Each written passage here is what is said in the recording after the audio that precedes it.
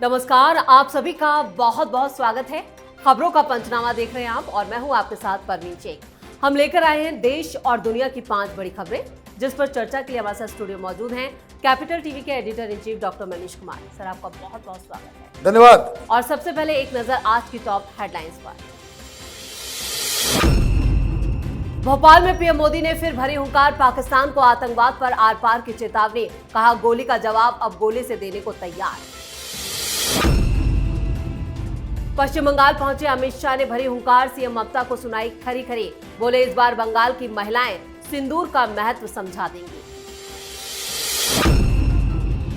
Operation सिंदूर पर कांग्रेस अध्यक्ष मल्लिकार्जुन खड़गे ने फिर उठाए सवाल, पीएम मोदी से संसद में चर्चा कराने की मांग। बीजेपी नेता रविशंकर प्रसाद के नेतृत्व वाला मल्टी पार्टी डेलीगेशन पहुंचा लंदन, बोले राजनीति से ऊपर देश, आतंक के खिलाफ हम सब एक। बांग्लादेश के सुप्रीम कोर्ट का बड़ा फैसला, कट्टरपंथी संगठन जमाते इस्लामी के रजिस्ट्रेशन को किया बहाल। खबरों में सबसे पहले बात पीएम मोदी की। भोपाल में हुए महिला सशक्तिकरण सम्मेलन में पीएम मोदी ने आतंकवाद और उसके समर्थन में खड़े लोगों को खुली चुनौती दी है। उन्होंने साफ शब्दों में कहा, भारत अब गोली का जवाब गोले से देगा। देश की सेना अब सीमाओं तक सीमित नहीं रहेगी, बल्कि दुश्मनों के घर में घुसकर वार करेगी। पीएम ने कहा कि जिसने भी भारत की नारी शक्ति को ललकारा है, वो अपने विनाश की गिनती शुरू कर दे। पीएम मोदी के भोपाल दौरे के दौरान लाखों महिलाएं सिंदूर के रंग में रंगी नजर आई। वहीं ऑपरेशन सिंदूर को भारत के नए आत्मविश्वास का प्रतीक बताते हुए पीएम मोदी ने कहा, यह देश के शौर्य और बदलती रणनीति का पाकिस्तान को जवाब है। पीएम मोदी ने एक बार फिर पाकिस्तान को सीधी चेतावनी दे दी। देखिए, लगातार वो सीधी चेतावनी दे रहे हैं और मॉक ड्रिल भी हो रहा है। बार बार वो कह रहे हैं कि ऑपरेशन सिंदूर वो जारी है।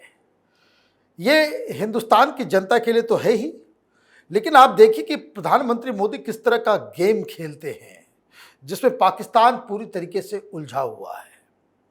बलूचिस्तान में 6 शहर, वहां पे बीएलए का कब्जा हो गया, वहां पे आजादी आजादी के नारे लग रहे हैं।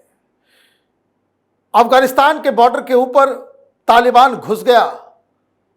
पूरी की पूरी बॉर्डर सिक्योरिटी फोर्स जो रेंजर्स कहलाती है वहां, वो जान बचा करके भागी। मतलब अफगानिस्तान ने भी पाकिस्तान के ऊपर हमला कर दिया। टीटीपी ऑलरेडी दहशत फैला रहा है वजिस्तान और खैबर पख्तूनवा में। तो इसका मतलब क्या हुआ? इसका मतलब यह हुआ कि भारत जब तक यह ऑपरेशन जारी है, मॉक ड्रिल जारी है, तो जो बलूचिस्तान से सैनिकों को, खैबर पख्तूनवा से सैनिकों को, सिंध से सैनिकों को उठाकर इंडियन बॉर्डर्स पर लाया गया, तब तक तो वो वापस जा नहीं पाएंगे।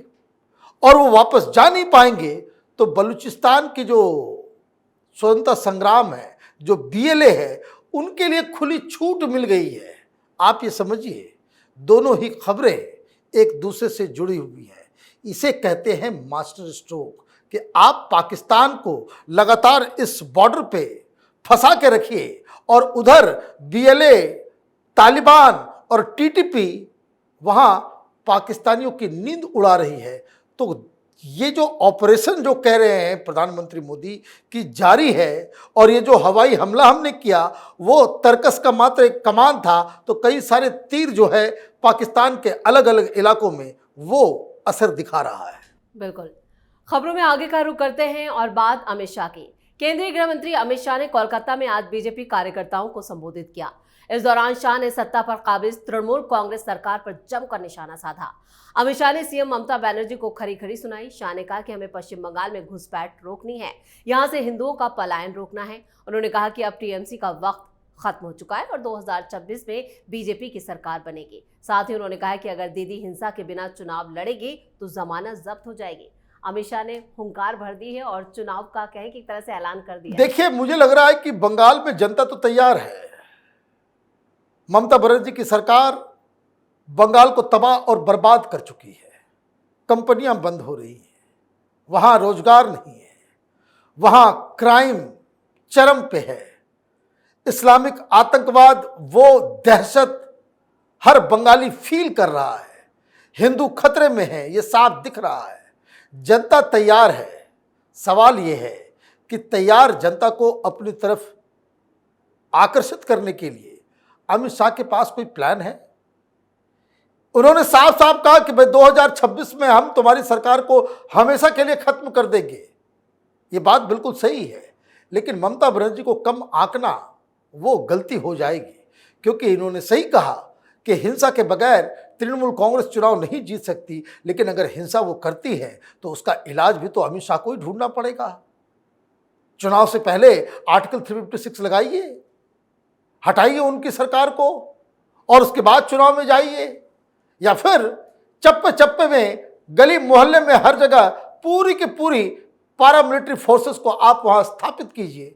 चुनाव का नतीजा अपने आप बदल जाएगा। बिल्कुल। और खबरों में अब बात मल्लिकार्जुन खड़गे के सवालों की। कांग्रेस अध्यक्ष मल्लिकार्जुन खड़गे ने सीडीएस जनरल अनिल चौहान के एक इंटरव्यू का संदर्भ देते हुए कहा कि मोदी सरकार देश को गुमराह कर रही है। खड़गे ने ऑपरेशन सिंदूर में हुए नुकसान पर चर्चा के लिए संसद का विशेष सत्र बुलाने और करगिल जंग की तर्ज पर समीक्षा की मांग की है। वैसे कांग्रेस पार्टी लगातार ऑपरेशन सिंदूर पर सवाल उठा रही है, जिस पर केंद्रीय संस्कृति और पर्यटन मंत्री गजेंद्र सिंह शेखावत ने पलटवार किया और कहा कि छिपाने के लिए कुछ भी नहीं है। उन्होंने कहा कि सरकार हर सवाल का जवाब देने के लिए तैयार है। तो यहाँ पर सवाल है, लेकिन जवाब भी दिया जा रहा है। मोदी तो हर मंच से जवाब दे रहे हैं। देखिए, मुझे लगता है कांग्रेस पार्टी की मानसिकता सड़ चुकी है। आप ये कहो कि पाकिस्तान की कैसे हमने धज्जियां उड़ाई, पाकिस्तान पे कैसे हमने विजय हासिल की, उसके ऊपर स्पेशल सेशन बुलाए तो बात समझ में आता है कि पॉजिटिव फ्रेम ऑफ माइंड में है। आप मांग कर रहे हो कि कैसे हम हार गए, क्या हमारा नुकसान हुआ, कहां हम फेल कर गए, इसके लिए आप मांग कर रहे हो, तो इसका मतलब यह है कि आप पाकिस्तानियों की तरफ से बैटिंग कर रहे हो। आप एंटी इंडिया फोर्सेस के साथ मिलकर हिंदुस्तान की सेना को अपमानित करना चाह रहे हो, सरकार को आप कटघरे में खड़ा करना चाह रहे हो। एक ही चीज को अलग अलग तरीके से कहा जाता है, लेकिन मानसिकता झलक जाती है जब आप कहते हो कि कितने राफाल गिराए गए, इसके ऊपर हमें स्पेशल सेशन चाहिए।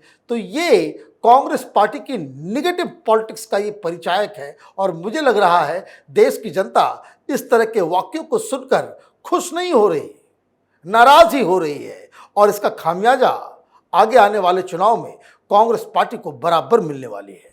बिल्कुल। खबरों में आगे बढ़ते हैं। बीजेपी सांसद रविशंकर प्रसाद के नेतृत्व वाला सर्वदलीय प्रतिनिधिमंडल लंदन पहुंच गया और इस प्रतिनिधिमंडल में डी पुरंदेश्वरी, प्रियंका चतुर्वेदी, गुलाम अली खटाना, अमर सिंह और समीक भट्टाचार्य, एम थम्बी दुरई और पूर्व केंद्रीय राज्य मंत्री एमजे अकबर और राजदूत पंकज सरन शामिल है। ये नेता सामुदायिक ग्रुप, थिंक टैंक, सांसदों और प्रवासी नेताओं से मुलाकात कर रहे हैं। रविशंकर प्रसाद का प्रतिनिधिमंडल पहलगांव अटैक के बाद भारत की कूटनीतिक संपर्क के तहत 6 यूरोपीय देशों के दौरे पर है। पिछले हफ्ते फ्रांस, इटली और डेनमार्क की अपनी यात्रा पूरी करने के बाद ये प्रतिनिधिमंडल लंदन पहुंचा है। लंदन पहुंचे रविशंकर प्रसाद, साफ कहा है कि यहाँ पर हम सब एक हैं। देखिए, अलग अलग टीमें इतना बढ़िया काम कर रही हैं कि हिंदुस्तान का जो पॉइंट ऑफ व्यू है वो पूरी दुनिया तक जा रहा है। जी। एक एग्जाम्पल कोलंबिया से आया, जिसने पहले ये कहा था कि भाई पाकिस्तान में जो लोग मारे गए हैं उनके प्रति संवेदना है, हमारा डेलीगेशन जाकर के मिलता है, हम अपनी बातों को बताते हैं, और उनका पॉइंट ऑफ व्यू बदल जाता है।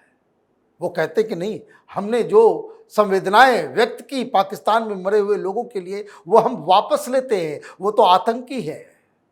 लंदन में हिंदुस्तान के डेलीगेशन का काम थोड़ा टफ है। लंदन पूरी दुनिया का ऐसा केंद्र बन गया है जो पहला फुल्ली इस्लामिक सिटी बनने जा रहा है। आप ये समझिए कि जिस तरीके से पाकिस्तानी और अलग अलग देशों से वहाँ माइग्रेंट्स आकर के इस्लाम और जिहाद का नारा बुलंद कर रहे हैं, तो ये इंग्लैंड रहा नहीं। वहाँ उनकी अपनी एक राजनीतिक प्रभाव भी है। आप देखिए कि कैसे पाकिस्तानी जो है वहाँ का मेयर बन जाता है लंदन का। तो ब्रिटेन के ऊपर थोड़ा और भी ज़्यादा मेहनत करने की आवश्यकता है। ये लोग बेअकल हो चुके हैं, इनको अपने ऊपर आ रहे खतरे का कोई इल्म नहीं है। तो हिंदुस्तान का डेलीगेशन वहां जाकर के बताएगा कि किस तरीके से, क्योंकि ये ब्रिटिशर्स भूल जाते हैं, इनकी याददाश्त की बीमारी है। कारण कि कैसे लंदन में धमाके हुए थे, तार कहां निकला? पाकिस्तान। लंदन ब्रिटेन के अंदर से कितने सारे लोग सीरिया गए जिहाद करने, रास्ता किधर से था? पाकिस्तान। ट्रेनिंग कहां मिली? पाकिस्तान। लेकिन इसके बावजूद जो यूरोप के कुछ देशों का जो रुख है वो आत्मघाती लग रहा है। ये लोग सेल्फ डिस्ट्रक्टिव मोड में है। ऐसे में भारत का ये जो दल गया है उनके दिमाग को थोड़ा कुछ रिफ्रेश करेगा, सच्चाई से रूबरू कराएगा, तो मुझे लगता है कि वहां भी कुछ बदलाव जरूर देखने को मिलेगा। सही कहा आपने। और खबरों के आखिर में बात बांग्लादेश की सुप्रीम कोर्ट ने जमाते इस्लामी का रजिस्ट्रेशन बहाल कर दिया है, जिसके बाद जमात को चुनावों में हिस्सा लेने का अधिकार भी मिल गया है।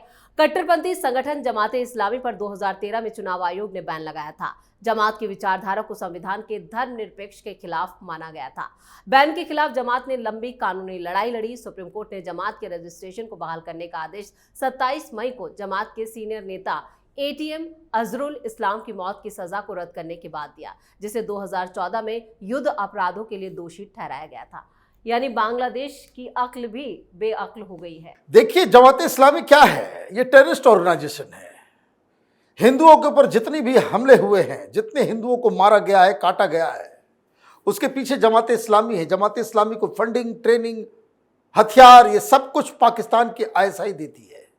ये तो ऐसे लोग हैं कि जो 1971 में जब युद्ध हो रहा था, जब वहां पे आजादी की लड़ाई लड़ी जा रही थी, तो ये पाकिस्तान की तरफ से बैटिंग कर रहे थे। इन लोगों ने टेररिस्ट ग्रुप्स बनाए थे उस समय, जो पाकिस्तान की सेना के साथ मिलके अपनी ही जनता का बलात्कार से लेकर के मर्डर कर रहे थे, इसलिए उसे बैन किया गया। अब सवाल दूसरा है, वो कहां है नाचने वाला गैंग हिंदुस्तान में कि रेवोल्यूशन आ गया, डेमोक्रेसी आएगी। आतंकवादी संगठन को पॉलिटिकल पार्टी बना दिया। जिस तरह से जिहादी वहां चुनाव लड़ते हैं पाकिस्तान में, वही हाल यहां हो रहा है।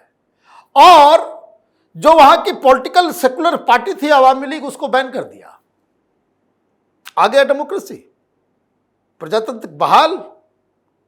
ये जो लोग उस समय उपद्रवियों को क्रांतिकारी बता रहे थे, ये तमाम ये टायर्ड रिटायर्ड थके हुए फुके हुए कारतूस जो पहले टेलीविजन चैनलों में हुआ करते थे, एंकरिंग किया करते थे और अब यूट्यूब चैनल के ऊपर ज्ञान दे रहे हैं, ये इन लोगों को देश से माफी मांगनी चाहिए।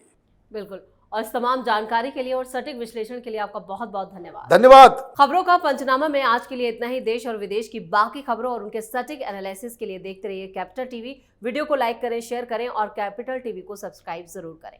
धन्यवाद।